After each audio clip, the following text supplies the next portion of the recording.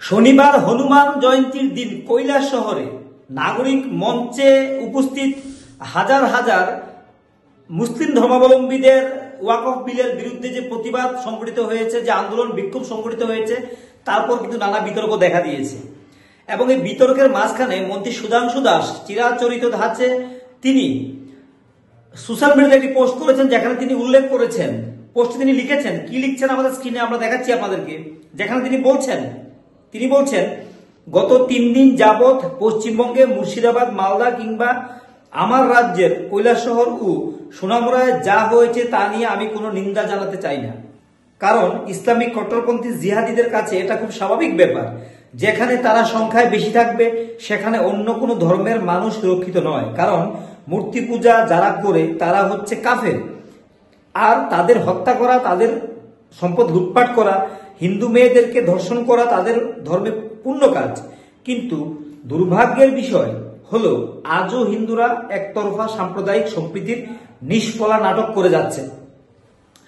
তিনি এই বক্তব্য রেখেছেন এবং সঙ্গে তিনি আরো লিখেছেন, সমস্ত সনাতনী হিন্দুদের কাছে বিনীত অনুরোধ, সমস্যা দেখছেন সমাধানের পথ খুঁজে বের করুন, অন্যথায় আপনার সাথেও তাই হবে যা বাংলাদেশ, পাকিস্তান, কাশ্মীর, পশ্চিমবঙ্গ কিংবা অন্যান্য জায়গায় হিন্দুদের সাথে যা হয়েছে। এবার এই বক্তব্যের পর সামাজিক মাধ্যমে গিয়াসউদ্দিন আহমেদ নামে মাইনরিটি মোর্চার একজন নেতৃত্ব, তিনি এর প্রতিবাদ করেছেন। তিনি প্রতিবাদ করে কি লিখছেন আপনাদেরকে পড়ে শোনাচ্ছি এবং আমাদের স্ক্রিনের পাশে রয়েছে। তিনি লিখেছেন, রাজ্যের মন্ত্রী সুধাংশু দাস মহোদয়, আপনি যে বারবার বিশেষ একটি জাতিগোষ্ঠীকে উদ্দেশ্য করে ইসলাম জিহাদি সম্বোধন করে কটূক্তি করে যাচ্ছেন, আপনি ভুলে যাবেন না আপনিও এই রাজ্যের 40 লক্ষ মানুষের মন্ত্রী, সকল ধর্মের মানুষের এই রাজ্যে বসবাস করে, তাই আপনার মুখে এরকম কথা শোভা পায় না। আর একটা কথা, এই যে আপনি জিহাদি ইসলাম এগুলি বলছেন, আপনি হয়তো জানেন না ত্রিপুরা রাজ্য ধর্মাবলম্বী অনেক লোক ভারতীয় জনতা পার্টিতে রয়েছেন। ধন্যবাদ। তো গিয়াসউদ্দিন আহমেদ এর প্রতিবাদ করে তিনি এই বক্তব্যটি লিখছেন।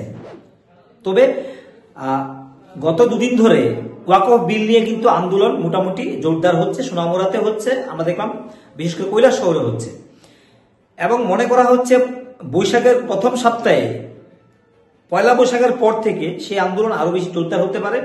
এবং বিরোধী দল যারা রয়েছে এই ইস্যুটিকে সামনে রেখে তারা সংঘবদ্ধ আন্দোলন করে তারা বিরোধিতার জায়গাতে একটা শক্তিশালী জায়গা তৈরি করতে চাইছে এবং মানুষের একটা বিশেষ অংশের মানুষের সমর্থন তারা আদায় করতে চাইছে এই জায়গাটিকে কেন্দ্র করে।